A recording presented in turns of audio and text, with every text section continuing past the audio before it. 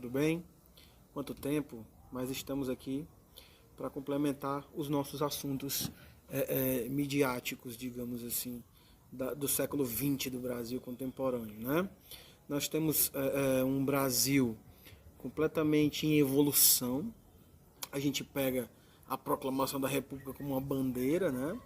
E a gente começa a enxergar aquelas velhas e velhas politicagens coronelistas, rurais, que começam a nos propor estruturas de ancoramento, digamos assim, no fator social. Mas a grande identidade que nós temos que nos lembrar da nossa aula é a Era Vargas, né? Ou seja, Getúlio Dornelles Vargas entra no poder e muita coisa se modifica e muita coisa se transforma. As transformações provocadas por Vargas, elas quase sempre são, digamos que, peculiares a um modo europeu. Por quê? Não é que o Brasil ele vivesse, digamos, uma era europeia.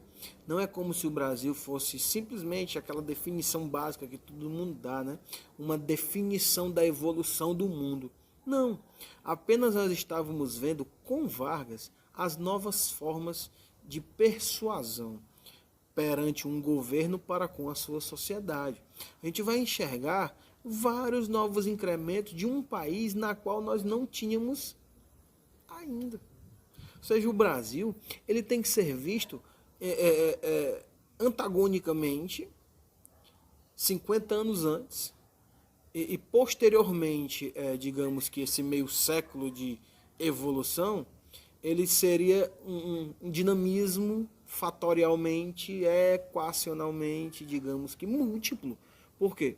Nós vamos ter várias agregações, vamos ter várias agremiações, vamos ter vários múltiplos chegando e tudo seria um surto, né? Para resumir essa introdução básica, a gente vai falar o quê? Das grandes benfeitorias do Brasil, desde o início da era de Vargas até, de fato, o fim do seu governo. Por quê? Como vocês viram na aula passada, sobre o governo Vargas e as suas, digamos que, estruturas e origens, hoje a gente vai comentar a importância das benfeitorias do mesmo, né? Porque quando você para analisar um governo que já passou praticamente há quase 80 anos, 90 anos, você dificilmente vai entender o que estava sendo promovido naquele exato momento para aquela sociedade. Quase sempre você vai entender o quê? O que ele construiu. É por isso que muitos políticos, quando estão no poder, eles pensam apenas em obras com a placa dos seus nomes, porque aquilo fica para a história. Você deixar de pagar um 14º salário a uma classe privilegiada para dar feijão para pobre, a manchete que vai ficar cravada no seu nome não é o feijão para as classes miseráveis. É o fato de você ter excluído um privilégio de uma determinada classe que vai fazer tudo para te derrubar. Então, quando tu pega o governo Vargas, tem muitos entraves, tem muitos conclaves, tem muitas discussões, muitas periodizações que muita gente condena. Mas, quando tu pegas, de fato, as concretizações e as benfeitorias, tudo isso entra num outro enredo. Tudo isso entra para um outro contexto. E é justamente esse contexto que nós queremos, de fato, elementar para vocês. Nossa prova, ela teve um critério mais guerrístico. A gente falou de Brasil, nas relações de Brasil e Estados Unidos, que Vargas também vai ter uma importância muito grande na história, né? Só que na nossa próxima prova, nossa próxima atividade avaliativa, as datas de fato ainda são questionáveis, ainda são sendo discutidas, a gente vai tentar trabalhar essas especificidades do governo de Vargas, né? Por exemplo, quando tu pega 1930, como é que Vargas chega ao poder? É através da Aliança Liberal, a junção de Minas Gerais com o Rio Grande do Sul, para concorrer com São Paulo, lançando Vargas como candidato. E isso cria um enredo que não era apenas São Paulo que teria forças de definição e de escolhas finais para os rumos do país. Tanto é que Vargas não representa a toda poderosa São Paulo. Nos seus praticamente 19 anos de mandato, 15 da primeira chibatada e quase 4 da segunda, quase 4 completos, né? A gente vai ter o que? Ele representando uma outra esfera que não era de fato a paulista. Quando tu pega a Revolução Constitucionalista, a Revolução Constitucionalista é a mesma coisa. É a incisão de São Paulo querendo eleições. Por quê? Porque o golpe dele de 1930 foi baseado justamente nesse critério de uma aliança liberal para tomar um poder. Vargas mais tenentes, por exemplo. É uma forma, é uma face de te provar que aquela oligarquia paulista ela começara a perder o seu poder. E qual é a importância disso, tio Diogo? Gente, é muito simples. São Paulo é um estado oligarca. E a oligarquia era cafeicultora. E essas estruturas cafeicultoras, elas elevam justamente um critério macro de subdesenvolvimento. Elas elementam um critério macro de desenvolvimento agrário, agrícola, rural. E isso era justamente aquilo que o Brasil não necessitava para se considerar um país desenvolvido ou em desenvolvimento ou em crescimento. É por isso que as marcas do governo de Getúlio Vargas são outras. As marcas do governo de Getúlio Vargas são a energia, distribuição de energia, criação de usinas hidrelétricas, criação de grandes polos produtores de aço, ferro, extração de minérios, transporte, desvio, conduta, todas baseadas em urbanização. Pontes, estradas, rodovias, mobilização.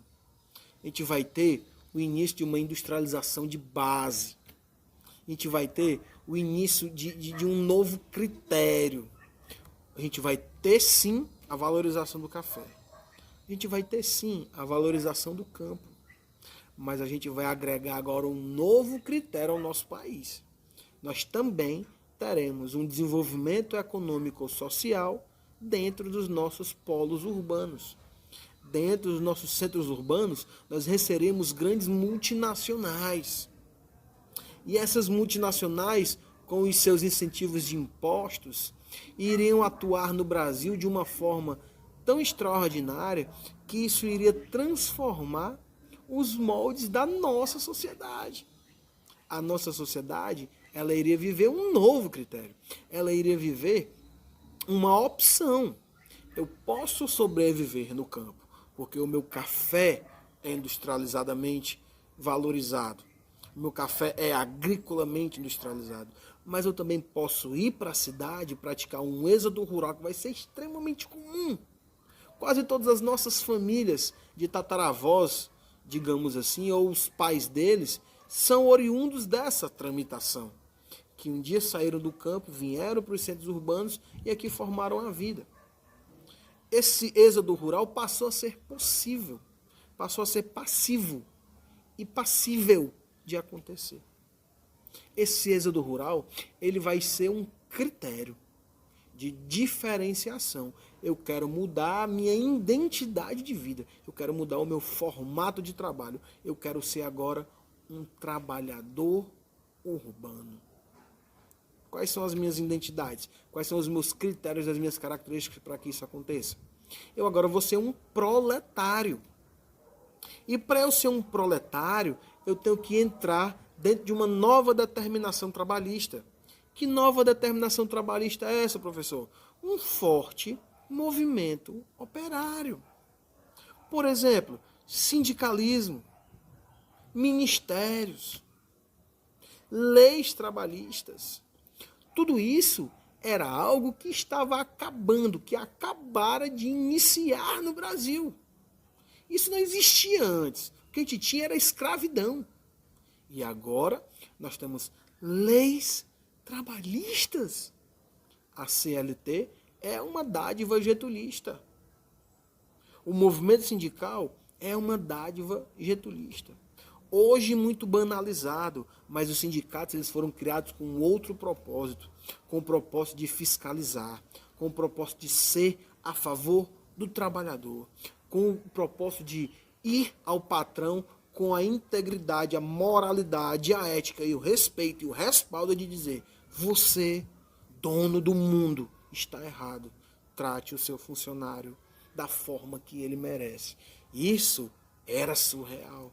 E quem trouxe isso para o Brasil foi esse movimento. Então, olha só, observações da nossa aula. Vargas, quando ele chega ao poder, junto com os seus tenentes, junto com o seu golpe, digamos assim, ele não vai deixar de valorizar o café. Não é isso. Ele vai continuar valorizando, sim, o café, que era um produto extremamente, digamos que, promotor de lucros. Mas a grande identidade é a opção que foi criada além desse produto, que estava em queda com a Revolução de 1930 por conta da crise de 1929. Mas as artimanhas da opção de não ter apenas o café são justamente artimanhas que elementam essa segunda opção, criar novos codinomes para a nossa sociedade. Como sindicatos, como ministérios, como leis trabalhistas. Poxa vida, a CLT é uma dádiva. E é uma dádiva adquirida por Vargas. É como se existisse um diálogo mais ou menos assim. Olha, eu estou te dando todo o incentivo fiscal para tu trazer a tua multinacional e colocar no meu país. Em troca, eu quero leis trabalhistas para o meu povo, os meus trabalhadores, seus trabalhadores.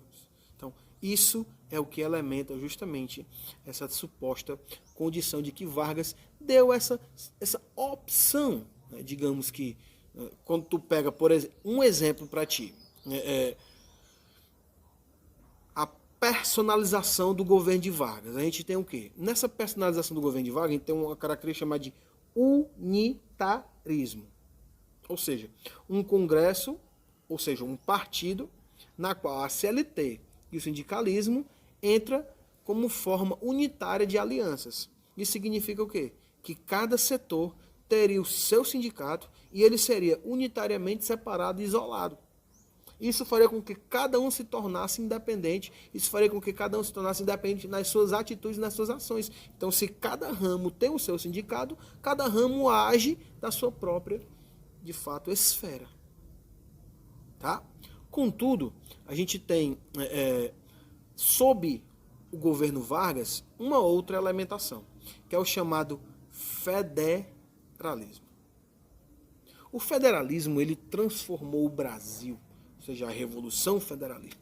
Ele transformou o Brasil, ele elevou o Brasil a um novo dinamismo.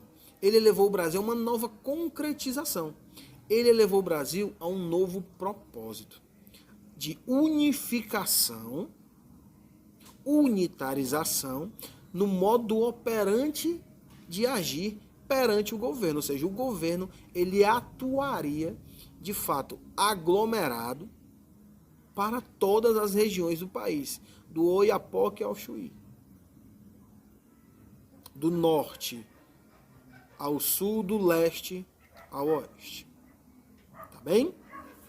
E isso fazia com que outras coisas começassem a acontecer, como, por exemplo, a educação pública primária.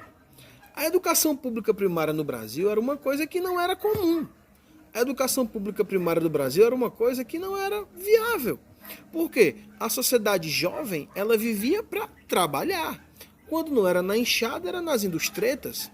Quando não era para trabalhar com cargos, digamos que, extraordinários, era justamente para se auxiliar de alguma coisa. Mas Vargas trouxe esse elemento principal, trouxe esse critério, esse novo dinamismo, de que a visão de um país em crescimento é educar sua classe operante futura, ou seja, a classe jovem. Então, se você raciocina, você tem de fato esse dinamismo, que a educação primária ela se tornaria, digamos que um elemento principal do governo varguista, justamente por conta de que todos esses critérios seriam promoventes a uma nova sociedade futura. Outra característica do nosso governo de Getúlio Vargas, a polarização política. De um lado tu tinha a A e B, do outro a ANL. Ação Integralista Brasileira, fascismo. ANL, Ação Nacional Libertadora. Aliança Nacional Libertadora, desculpa. Comunista. Ou seja, essa polarização que era de acordo com a referência política do mundo naquele exato momento, que é o chamado período entre guerras. Tranquilo? Então, essa A e B versus ANL vai ser muito falada por nós em nossas próximas aulas sobre as consequências do governo Vargas, né? Então, digamos que o fracasso anticomunista elementou uma nova visão no Brasil. Por exemplo, o movimento russo, o movimento soviético começava a inundar o Brasil, que levou, por exemplo, a Vargas ao governo novamente em 37. Porque se você raciocinar, a Constituição do Brasil de 33 para 34, ela foi criada para não dar direito à reeleição.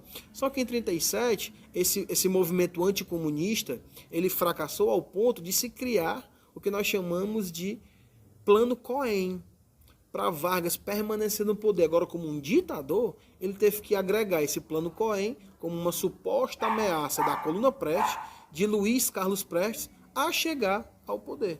Então, a chegada dele ao poder elementaria justamente esse valor. Beleza? Assim, nós temos também uma nova visão. Que visão é essa? A visão de que isso elementaria Vargas a uma necessidade de valorizar o seu governo, criando a DIP, Departamento de Imprensa e Propaganda. Isso colocaria Vargas ao topo. Isso colocaria Vargas à autovalorização.